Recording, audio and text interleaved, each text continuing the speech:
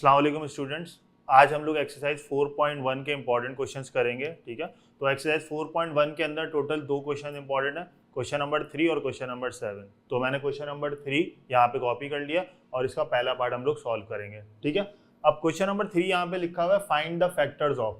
हमने फैक्टर्स बनाने हैं। ठीक है, तो फैक्टर्स का मतलब क्या होता है पहले ये समझ लीजिए। फैक्टर्स या फैक्टराइज के अंदर आपने करना क्या है, ये जो आपके पास एक्सप्रेशन लिखी हुई है इसको आपने ब्रेक करके दो हिस्सों में या तीन हिस्सों में करना है, मतलब पार्ट्स बनाने इसके एक्चुअली।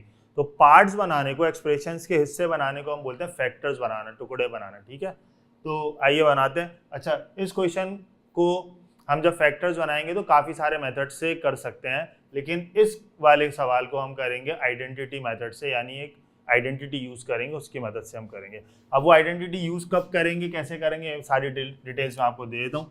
सबसे पहले मैं आइडेंटिटी लिख दूंगा यहाँ पे कि कौन सी आइडेंटिटी हम लोग यूज़ कर रहे हैं। तो आइडेंटिटी आपके पास है a plus B whole square is equal to A square plus 2ab plus B square. ठीक है, ये आपके पास आइडेंटिटी है। इस आइडेंटिटी में ये इक्वल्स टू है, इक्वल्स टू का एक राइट हैंड है और एक लेफ्ट हैंड है।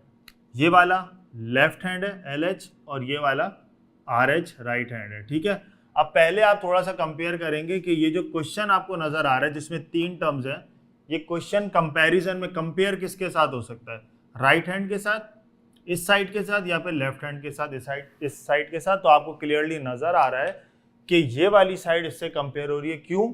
क्योंकि इसकी फर्स्ट टर्म पे स्क्वायर है, इधर भी स्क्वायर है, सेकंड टर्म और उसके बाद थर्ड टर्म, टोटल तीन टर्म्स हैं और तीनों टर्म्स में पहली और आखिरी टर्म पे दोनों पे स्क्वायर है। क्वेश्चन में भी पहली और आखिरी टर्म पे स्क्वायर है और आइडेंटिटी में भी पहली और आखिरी टर्म पे स्क्वायर है। इसका मतलब ये है कि हम राइट हैंड साइड से इसको कंपेयर करेंगे और लेफ्ट हैंड साइड आंसर में लिख देंगे। तो हम लोग कंपेयर कर लेते हैं इसकी आइडेंटिटी की फर्स्ट टर्म को क्वेश्चन की फर्स्ट टर्म से। आइडेंटिटी की फर्स्ट टर्म है ए स्क्वायर और क्वेश्चन की फर्स्ट टर्म है 4a स्क्वायर। ठीक है, अब आपने दोनों तरफ रूट लेना है ताकि स्क्वायर से ये स्क्वायर रूट कट जाए और आपके पास क्या आ जाए, ये a, इसकी वैल्यू आ जाए, क्योंकि हमें आंसर में ये चीज़ लिखनी है। तो स्क्वायर रूट लेते हैं हम, स्क्वायर से रूट कट गया, a आ गया, यहाँ पे 4 का रूट आता है आपके पास 2 और स्क्वायर से ये रूट कट जाएगा, a आ जाएगा। ठीक है, तो a की वैल्यू आपके पास आ रही है 2a, यानी कि जब मैं इस आइडेंटिटी के अंदर अपना फैक्टर्स निकाल के लिखूंगा तो इस आइडेंटिटी में a की जगह मुझे क्या लिखना है, 2a। ठीक है, तो ये मैंने फर्स्ट टर्म आपको वेरीफाई करके दिखा दी और यहाँ से मैं सेकंड लास्ट टर्म भी देख लेता हूँ। बी स्क्वायर लास्ट टर्म है, यहाँ से लास्ट टर्म है 9b स्क्वायर। ठीक है, दोनों तरफ दोबारा सेम काम, स्क्वायर रूट लिया, स्क्वायर से रूट कटा, 9 का रूट 3 होता है और b स्क्वायर का b होता है। तो मुझे क्या करना है, सिंपल a की जगह 2a लिखना है और b की जगह पे 3b लिखना है और मेरे पास फैक्टर्स आ जाएंगे। ठीक है, हिस्से बन जाएंगे। लेकिन अब सवाल आपके जहन में ये आएगा कि सर इस वाली टर्म का क्या काम है, ये जो सेंटर टर्म है दोनों की, इसका क्या काम है। तो इसको भी हमने चेक करना है। कैसे करना है, आप सेंटर टर्म लिखेंगे यहाँ पे 2ab, 2 की जगह 2 लिखना है, a की जगह ये वैल्यू लिखनी है 2a। सही है, a की वैल्यू 2a यहाँ पे पुट करनी है, फिर b की जगह ये b की वैल्यू पुट करनी है 3b और इसको सॉल्व करना है, मल्टीप्लाई करना है, क्योंकि ब्रैकेट है, ब्रैकेट का मतलब मल्टीप्लाई।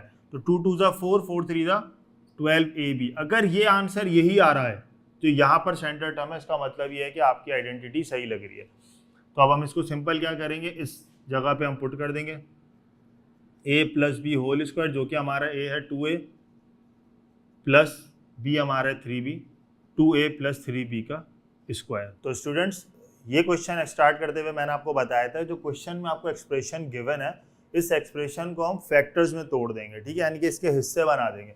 अब आप मुझसे पूछेंगे सर ओवरऑल आंसर इसका आ रहा है 2a प्लस 3b का होल स्क्वायर, तो ये हिस्से कैसे बने, पार्ट्स। तो ये इस तरह बने कि ये 2a प्लस 3b पे पावर है 2।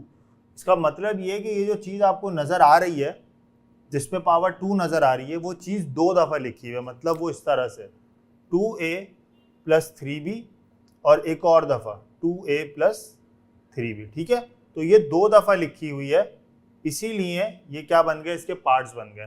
तो आपको ऐसा लिखना ज़रूरी नहीं है कि आप ऐसे ही लिखें, आप बस यहाँ तक आंसर छोड़ देंगे, टीचर को पता है कि ये जो है 2 पार्ट्स आपने कर दिए इस एक्सप्रेशन के। ठीक है, तो आई होप आपको यहाँ तक समझ आया होगा। तो क्वेश्चन नंबर 7 स्टूडेंट्स मैंने यहाँ पे कॉपी किया। ठीक है, ये क्वेश्चन नंबर 3 वाला ही क्वेश्चन है, फाइंड द फैक्टर्स ऑफ। ठीक है, लेकिन पार्ट थोड़ा सा क्या है, डिफरेंट है। तो देखते हैं इसको सॉल्व कैसे करना है। पहले आपने क्या करना है, जैसे कि आपको पता है मैथ्स का रूल है, ब्रैकेट अगर बना हुआ है तो आपने पहले ब्रैकेट को सॉल्व करना है, ठीक है। तो पहले ब्रैकेट सॉल्व करेंगे। अभी आपने बस ध्यान में ये रखना है कि हमें ये चीज़ गिवन ही नहीं है, हमें सिर्फ ब्रैकेट गिवन है और हमने सिर्फ ये सॉल्व करना है, इसको अभी आपने सोचना ही नहीं है, ठीक है। तो आपने करना है क्या है, फर्स्ट टर्म और लास्ट टर्म के परफेक्ट स्क्वायर्स फाइंड आउट करने हैं कि 4a स्क्वायर जो है, जैसे मैंने आपको लास्ट क्वेश्चन में बताया था कि ये आइडेंटिटी है a plus B whole square is equal to A square plus 2ab plus B square, ठीक है। जब भी आपके पास पहली वाली टर्म और आखिरी टर्म, तीन टर्म्स हो और उनमें से पहली टर्म और आखिरी टर्म परफेक्ट स्क्वायर हो, तो ज्यादातर चांसेस क्या होता है कि आपके पास ये वाली फर्स्ट आइडेंटिटी लग सकती है, ठीक है। अब देखिए यहाँ पे फर्स्ट टर्म ए स्क्वायर है और यहाँ पे फर्स्ट टर्म है 4a स्क्वायर, तो आप लिख लें यहाँ पे ए स्क्वायर बराबर है 4a स्क्वायर की आइडेंटिटी की फर्स्ट टर्म है ये वाली, और ये क्वेश्चन की फर्स्ट टर्म है। दोनों को कंपेयर कर लेंगे, दोनों तरफ आपने स्क्वायर रूट लिया, ए की वैल्यू आपके पास आ गई 2 है। इसी तरह लास्ट टर्म, थर्ड टर्म और लास्ट टर्म, इसकी लास्ट टर्म्स को भी कंपेयर करेंगे, B square equals to 4b4। तो जब आप रूट लेंगे तो स्क्वायर का रूट आपके पास क्या आ जाएगा b, यहाँ 4 का रूट 2, और ये 4 जो है ये भी रूट से क्या होता है पावर आधी हो जाती है, तो ये भी 2 हो जाएगा, ठीक है। तो ये फर्स्ट टर्म है और ये लास्ट टर्म है, इसका मतलब मुझे a की जगह पे लिखना है 2 है और b की जगह पे मुझे क्या लिखना है 2b स्क्वायर। तो मैं यहाँ पे लिख लेता हूँ 2a प्लस 2b स्क्वायर, ए और बी की जगह पे लिखा और होल पे स्क्वायर लगा दिया। अब ये आपने जो सॉल्यूशन किया ये आपने इन तीन टर्म्स का किया है, ठीक है। ये वाली टर्म आपने एज इट इज कॉपी करनी है जो कि है -9c स्क्वायर। इसके आगे काम किया थोड़ा सा आपने ये करना है 2a प्लस 2b स्क्वायर का whole square as it is copy हो जाएगा, और इस 9c स्क्वायर को आपने होल स्क्वायर बनाना है, ये बन जाएगा 3c का होल स्क्वायर, ठीक है। अब आप यहाँ पर आके जरा गौर से देखें तो थर्ड आइडेंटिटी अगर आपको याद हो जो कि होती थी A square minus B square is equal to A minus B A plus B, ठीक है। तो ये जो पूरा का पूरा देखें यहाँ पे स्क्वायर किस पर है, ए पर है, ठीक है, और यहाँ पे स्क्वायर किस पर है, इस पूरी टर्म पर है। तो ये पूरी की पूरी टर्म आपके पास ए है और बी टर्म आपके पास ये है, ठीक है। अब ये कह रहा है कि अगर दोनों टर्म पे परफेक्ट स्क्वायर है और बीच में माइनस साइन है तो आप ये आइडेंटिटी यूज करेंगे।